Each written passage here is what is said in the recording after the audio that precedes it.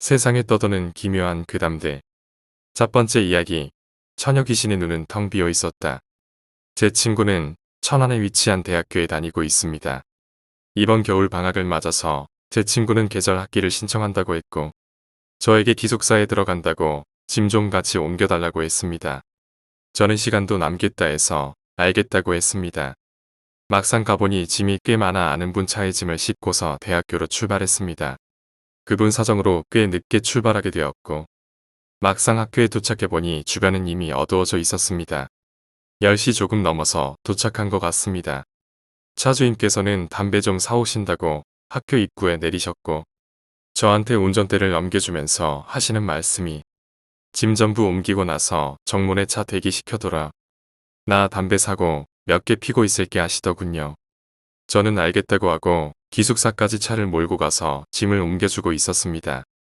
짐을 옮기고 있는데 그 친구 말이 갑자기 생각난 건데 차 몰고 정문까지 내려갈 때 호수 보면서 내려가지 마라. 이러더군요.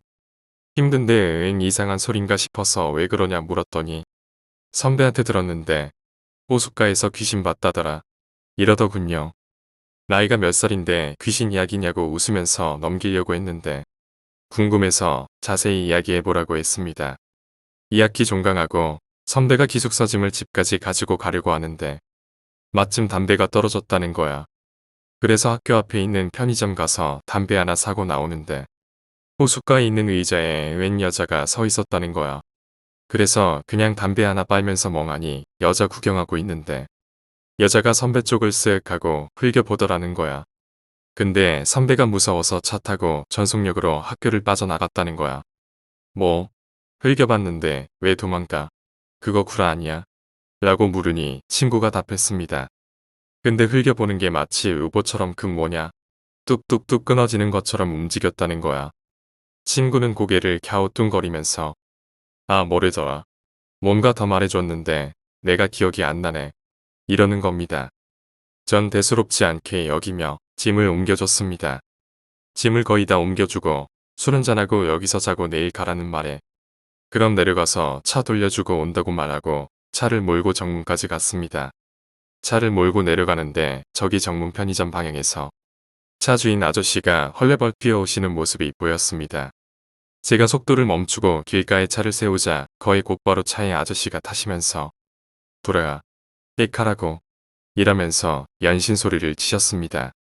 저는 당황해서 가만히 있으니 아저씨가 제 팔을 미친 듯이 때리시더니 벼랑간 앞을 삿대질 하시면서 저 여자가 오잖아.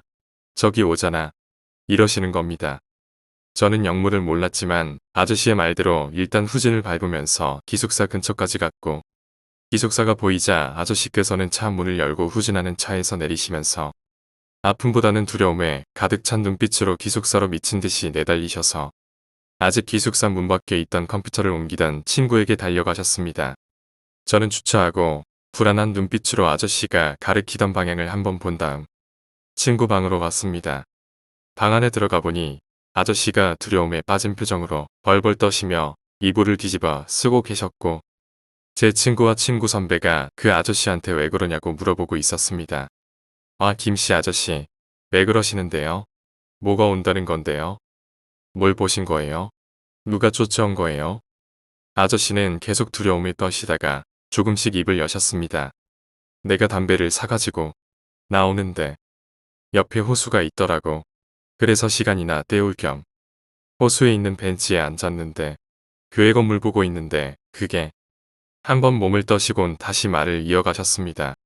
어느새 내 옆으로 와서 벤치의 여자가 다시 한번 몸을 심하게 떠시고는 다시 입을 여셨습니다. 인기척이 났어. 그래서 돌아왔는데 그 여자가 나를 보고 있더라고. 어두워서 그런지 눈이 안 보였는데 갑자기 또다시 한번 몸을 심하게 떠시고는 정말 힘겹게 입을 여셨습니다. 사람이라고는 도저히 사람이라고는 믿지 못할 만큼 웃으면서 모르고 중얼거리더니 나한테 달려왔어. 그러시고는 계속 몸을 떠시며 힘들어 하셨습니다. 친구는 일단 아저씨를 자기 방에 채우기로 하고 선배 방으로 와서 심각한 얼굴로 술을 마시기 시작했습니다. 저도 뭔가 꺼름직한 마음에 그 친구하고 술을 마시고 있는데 그 친구가 입을 했었습니다. 나 기억났다. 선배가 했던 말. 저는 친구를 똑바로 쳐다보았습니다. 친구는 다시 한 잔을 비더니 어두운 표정으로 입을 열었습니다. 아저씨가 못 본 게 아니다. 아저씨가 그 여자 눈을 못 본 게 아니야. 선배가 그러더라고. 눈이 있어야 할 자리가 텅 비어 있었다고. 저는 눈이 텅 빈 여자를 상상하며 오만상을 찌푸리고 있었는데 친구는 마치 더러운 것을 뱉어내는 마냥 말을 이어갔습니다. 선배가 그거 들었다. 그 중얼거렸다는 거. 살아있다. 죽이자. 라고 했다더라. 저와 친구는 그 뒤로 아무 말 없이 술을 마셨고 그 아저씨는 다음 날 아침 일찍 친구 선배가 모셔다 드렸습니다. 두 번째 이야기, 친구의 아파트. 한 친구가 겪었던 얘기를 해드리겠습니다. 저에겐 아주 절친한 친구 A와 B가 있는데 그중 A라는 친구가 겪은 이야기입니다. 오래전 A란 친구가 아파트에서 전세로 혼자 살다가 친구 B와 몇 개월 같이 산 적이 있습니다. 두 친구는 밤늦게까지 TV를 보거나 컴퓨터를 하는 게 일이었습니다. 친구 A는 밤에 주로 노트북으로 인터넷 하는 게 취미였습니다. 당시 노트북밖에 없었던 친구는 작은 방에 설치된 인터넷선을 길게 거실까지 연결하여 TV 보면서 인터넷을 했죠. 친구 B는 같이 거실에서 주로 스포츠 채널에서 축구나 야구 보는 걸 취미로 살았답니다. 친구 B는 이상한 버릇이 하나 있는데 자면서 코를 골 때 코에서 이잉 하는 소리를 냅니다. 큰 소리는 아니지만 낯설게 느끼는 사람이 밤에 혼자 들을 때는 여자가 흐느끼는 소리처럼 들리기도 해서 조금 무섭기도 합니다. 비염과 축농증이 조금 있는 친구 B는 자신이 그런다는 것에 대해 친구 A에게 미안해하기도 합니다. 그런 어느 날이었습니다. 모든 방에 불을 다 끄고 거실만 켜놓은 채 인터넷과 TV에 열중하던 두 친구 중에 B가 졸립다며 먼저 작은 방에 가서 자러 들어갔습니다. 잠시 후 A는 대변이 마려워서 화장실로 가서 용변을 보고 다시 거실로 와서 컴퓨터에 열중했습니다. A는 노트북을 바닥에 놓고 열심히 인터넷을 하고 있는데 그때 작은 방 쪽에서 으힝 하는 소리가 나는 것입니다. 조금 소름 끼치긴 했지만 A는 몇 마디 궁시렁거리기만 했지요. 다시 몇 번 똑같은 소리가 나는데 A는 신경도 쓰지 않았습니다. 그런데 A가 조금 이상하다고 느낀 게 하나 있었는데 그 소리가 그다지 규칙적이지 않다는 것이었죠. 그거는 소리치고는 너무 불규칙적이었고 소리 간격이 길었습니다. A는 저 자식 오늘따라 요상하게 자네라고 생각하며 그냥 아무렇지 않은 듯 넘겨버렸습니다. A의 신경을 거슬리게 하는 것은 그것만이 아니었습니다. 장판 바닥에 길게 뱀처럼 늘어져 있는 인터넷선이 작은 방으로 조금씩 끌려가는 것입니다. 아주 조금씩 말이죠.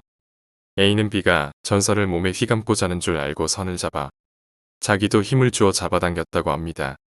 이 자식 오늘 참 험하게 자네 하면서 A는 이제 막 팽팽해진 줄을 꽉 잡고 있었습니다.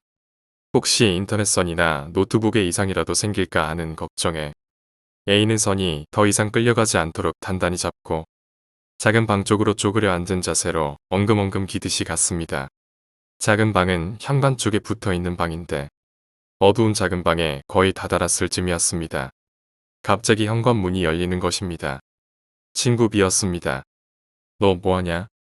B의 한마디에 A는 그만 온몸에 힘이 쫙 풀리면서 순간 아무 말도 할 수 없었답니다. 정말 두 눈만 부릅뜬 채 주저앉은 자세로 A는 10여 초간 정말 아무 말도 할 수 없었답니다. 너 잔다고 했잖아. 그러자 B는 말했습니다. 담배가 없어서 사러 갔다 왔어. 그런데 너 왜 그래? A가 화장실 들어간 사이 B가 조용히 담배 사러 나간 것이었습니다. A는 너무나 소름 끼쳐서 B에게 작은 방에 불을 켜줄 것을 부탁했습니다. 아무도 없었습니다. 인터넷선만 조금 말려 있을 뿐. 그 뒤로 A는 절대로 밤에 혼자 집에 있지 않았습니다. 친구 B도 A의 얘기를 듣고 절대 혼자 집에 있지 않았습니다. 같이 나가고 같이 들어왔죠. 그리고 몇 달 뒤 B가 집을 비우게 된 뒤로 A는 바로 가족들이 있는 집 근처로 이사를 가버렸지요.